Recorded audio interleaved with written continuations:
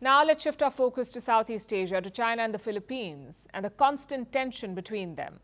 Up till a few weeks ago, the two nations were clashing regularly. Chinese Coast Guard ships kept entering the West Philippine Sea. That's the area of the South China Sea, which belongs to the Philippines. Therefore, it's called the West Philippine Sea. But Beijing doesn't care much for borders. The Chinese Coast Guard was constantly violating Manila's territory. They kept obstructing and attacking Filipino ships, and it got so bad that a sailor lost his thumb. When the Chinese Coast Guard attacked his ship with knives and an axe, it was an act of barbarism. Tensions between Manila and Beijing were at their peak. But then, something unexpected happened. Based on China's three-point principle positions on handling the current situation at the Second Thomas Shoal, the temporary arrangement with the Philippines on the delivery of humanitarian supplies reflects China's goodwill. China and the Philippines negotiated a temporary deal. Manila could resupply its outpost in the Second Thomas Shoal, and China said it would not harass Filipino vessels. That was the deal, and that's why the clashes subsided. But remember, this is China we're talking about. Beijing isn't the type to renounce its bogus claims. It agreed to a temporary deal, but only at one disputed territory. Meanwhile, it's been busy at another part of the sea, the Subi Reef. This video emerged earlier this week. It shows the level of Chinese activity at Subi Reef.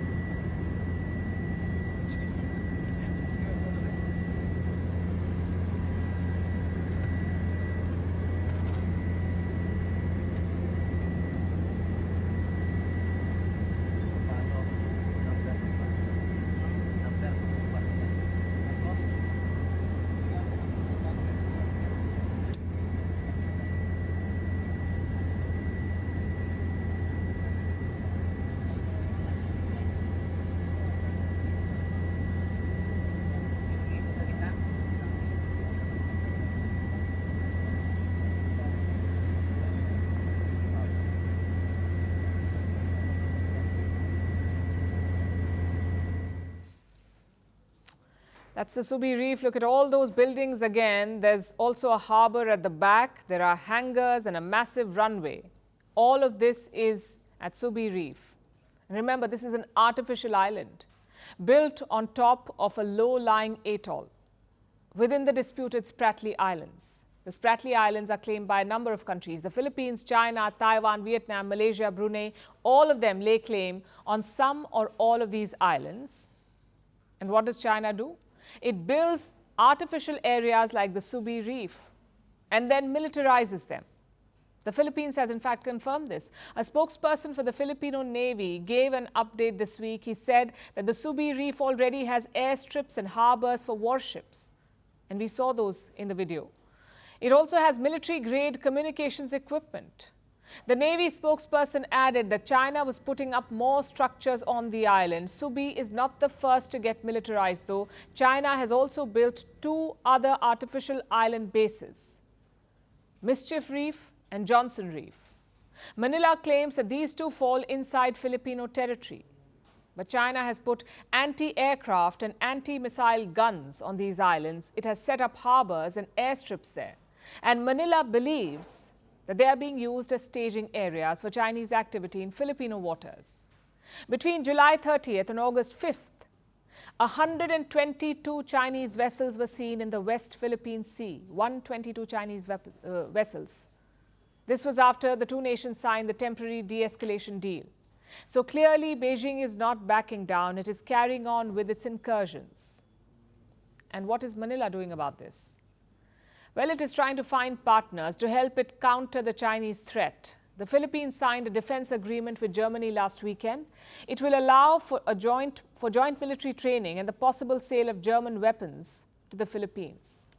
Yesterday, the Filipino Navy held drills with the US, Australia and Canada. It was a show of force in the disputed waters.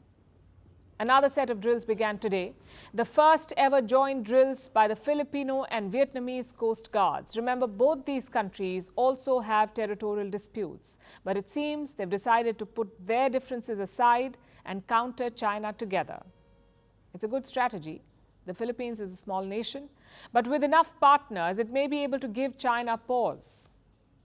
That may be the only way to get Beijing to back down and stop its militarization of the entire South China Sea, especially the parts that don't belong to it.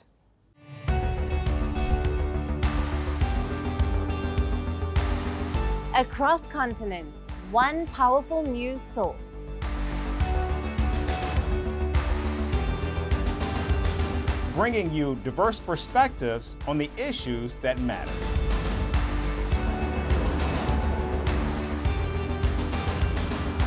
We go beyond the boundaries to give you that little extra about every sporting moment.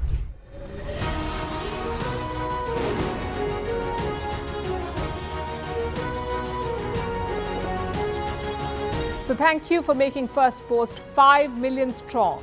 We're counting on your support, and you can trust us to bring you the news unfiltered and unvarnished.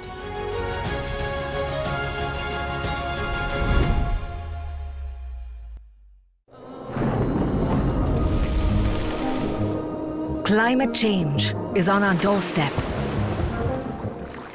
It's time for a revolution to take root. And it starts with 1.4 billion Indians. It starts with one tree for humanity, one tree for Mother Earth, one tree for our future. Project One Tree, a News 18 network initiative.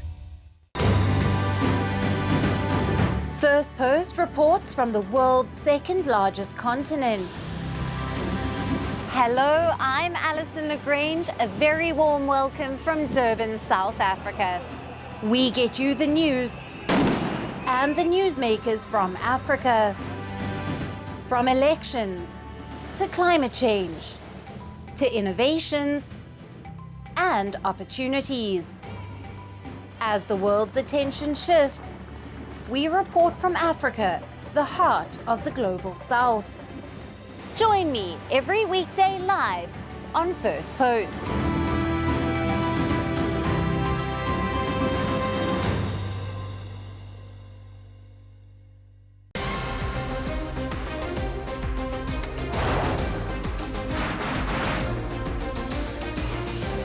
On the show today, the T20 World Cup bandwagon has moved across to the West Indies. What can you expect from this? Hello, I'm Alison Lagrange coming to you from Durban, South Africa. Today we have a special show. Start with a report on India's shifting nuclear posture. The first time since India officially became a nuclear power. Hello and welcome to Firstpost America. I'm Aaron Ham, coming to you live from the nation's capital,